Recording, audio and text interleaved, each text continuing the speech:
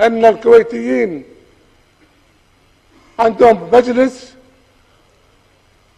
مثل المثل العام الذي يقول سرقوا الصندوق والحارس يصيح المفتاح عندي.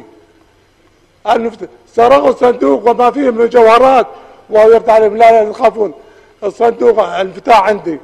نحن سينطبق علينا هذا المثل، ستضيع هذا البلد وأهل البلد، ونحن لا نقول لا تخافون.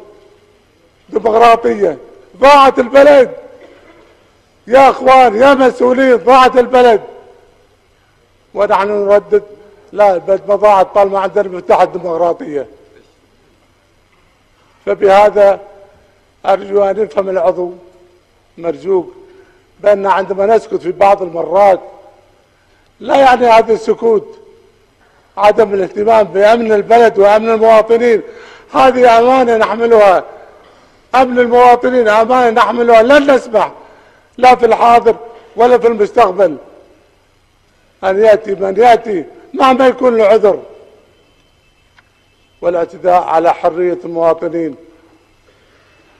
لا، وأقول لا، وأنا أعرف جسامة المسؤولية وأعرف خطوة الكلام، ولكن في سبيل حرية المواطنين عندي استعداد أن أموت فداء للمواطنين.